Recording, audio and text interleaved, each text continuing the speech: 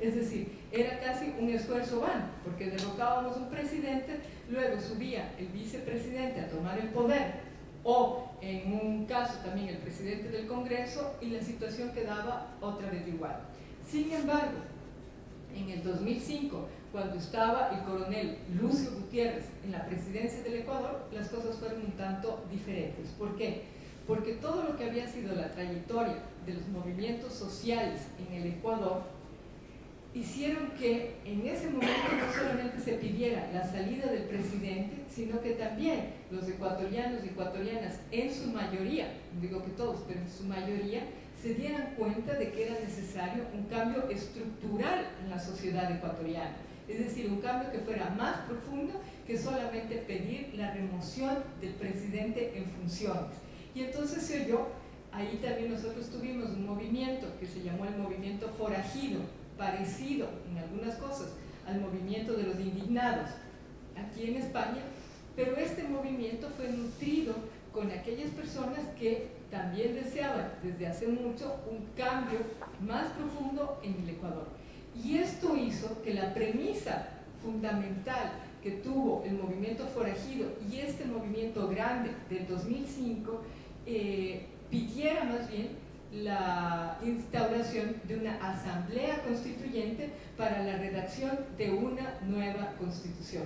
Yo creo que ese tal vez es el aspecto más importante de lo que es hoy el proceso político en el Ecuador. Haber sabido que la necesidad de una serie de cambios que nosotros teníamos y que eran la expectativa de la población ecuatoriana, de alguna forma se sintetizaba en la necesidad de que hubiese una nueva constitución, es decir, contar con un nuevo marco legal, jurídico, político, administrativo que nos dotara de los espacios democráticos posibles para una verdadera participación y por otro lado que también nos diera un marco económico, político distinto.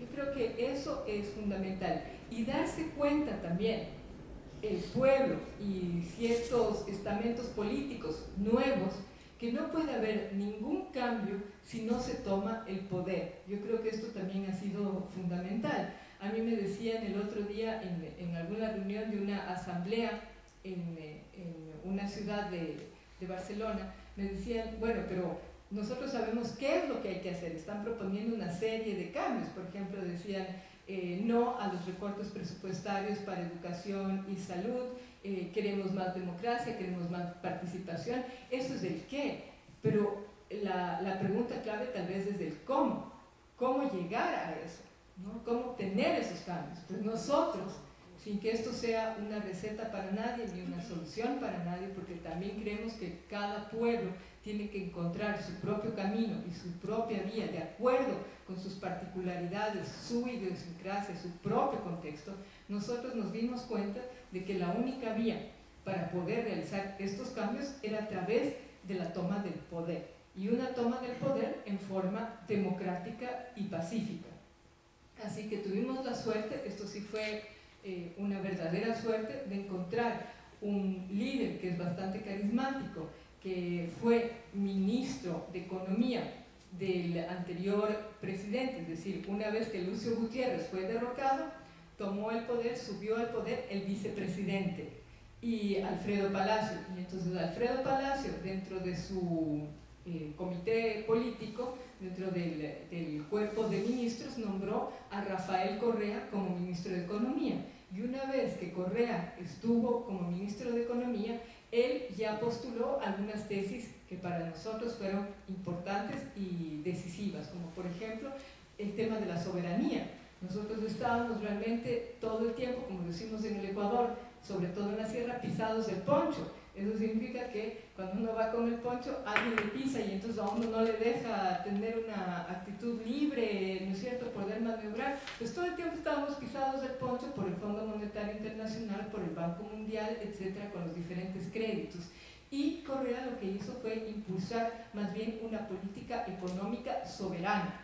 Esto le llevó a tener un reconocimiento por parte de la sociedad que quería este cambio fundamental, y alrededor de él se construyó un nuevo movimiento político que se llamó o se llama Alianza País, un movimiento que se enfrentaba a las viejas estructuras partidarias políticas del Ecuador. Entonces, por un lado, el lema era estar en contra de lo que ya se llamó la partidocracia, este poder de los partidos que ya estaban caducos, y por otro lado, el lema también fue escribir y redactar y contar con una nueva constitución, con este nuevo marco constitucional.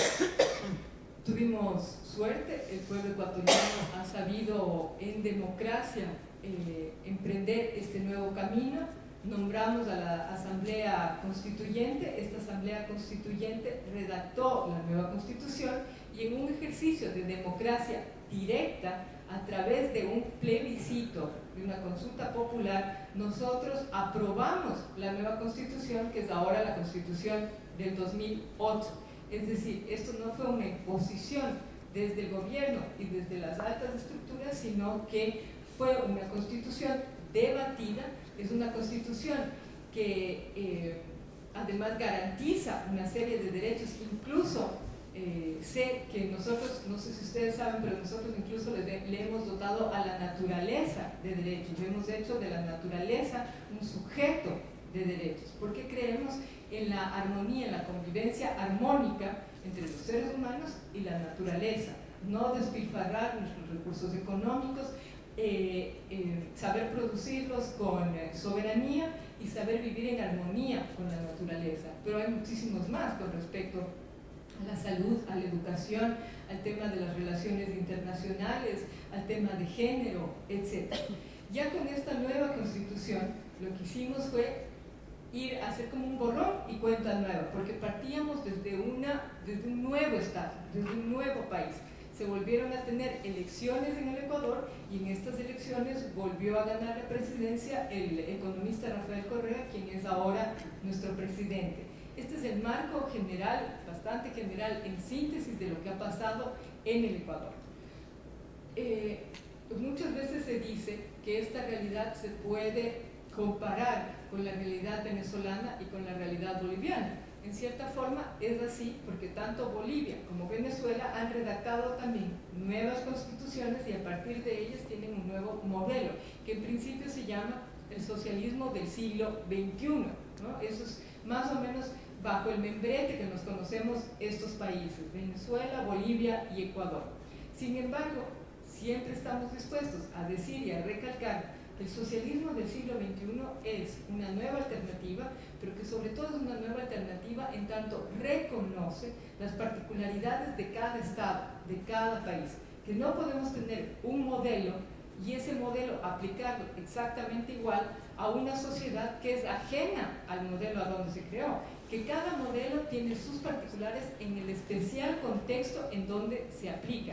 Yo creo que tal vez esa es una de las principales diferencias con lo que era el socialismo ortodoxo o tradicional, reconocer los diferentes contextos, porque, no sé, se me ocurre a mí, digamos que el día de mañana a los suizos o a los suecos se les ocurra también hacer un tipo de cambio. Pues los ecuatorianos es que no tenemos nada que ver ni con los suizos ni con los suecos, ¿no es cierto? Es decir, tenemos un temperamento, una idiosincrasia, una cultura completamente distintas. Por lo tanto, el modelo político, económico, social, cultural es también distinto. Por ejemplo, nosotros ahora en la nueva Constitución reconocemos al Ecuador como un Estado plurinacional. Nosotros tenemos alrededor de unas 13 naciones que conviven en el Ecuador, que son las naciones indígenas, con 13 lenguas, culturas distintas, aparte de los mestizos que hablamos castellano, aparte del pueblo quichua, que habla quichua. Muchas gracias. Porque ya... Entonces, esa por ejemplo es una de las particularidades de esta Constitución y del pueblo ecuatoriano que posiblemente no se encuentre en otros pueblos. Entonces, ¿cómo convivir, cómo hacer que ese modelo sea aplicable a nuestra realidad? Esto yo creo que es en síntesis lo que ha pasado en el Ecuador. Hoy en día el compatriota me decía, por ejemplo, que ha estado hace un par de meses en el país. Yo no sé si él ha podido ver el cambio, porque también lo que decimos es que nosotros decimos que esto es una revolución, pero es una revolución ciudadana. Nosotros llamamos a nuestro proceso el proceso de la revolución ciudadana, hecha por la ciudadanía, no desde el poder de los partidos. Pero esta revolución, que es una revolución pacífica, pero que sí tiene como mira hacia el futuro cambios estructurales profundos, pero toda revolución se hace poco a poco. Entonces, algunas cosas que hemos podido conseguir en estos más o menos ya 4 años de ejercicio del poder, los cambios que se han dado en educación, por ejemplo. En el Ecuador se supone que la educación era gratuita, sin embargo, la educación fiscal, ¿no? La educación pública era gratuita, sin embargo, esto era algo que no se cumplía. Hoy en día puedo decirles de verdad, garantizarles que eso es una realidad que se está tratando porque hemos comprendido, se comprende ahora que el derecho básico de los seres humanos, por ejemplo, es la educación y contar con una educación de calidad además. Por otro lado, es decir, nosotros estamos exactamente a la inversa, cuando más bien en los años anteriores habíamos tenido sobre todo los recortes presupuestarios se daban en los sectores de la educación y de la salud para privilegiar el pago de la deuda externa. Hoy en día más bien estamos haciendo lo contrario, estamos no privilegiando el pago de la deuda externa, es decir, limitando y viendo qué tan legal es esa deuda, en qué partes no lo es, qué es lo que tenemos que pagar, etcétera, y más bien ampliando lo que llamamos los gastos de inversión en los sectores públicos, tanto de la educación y de la salud, en vez de recortes, más inversión para salud y educación.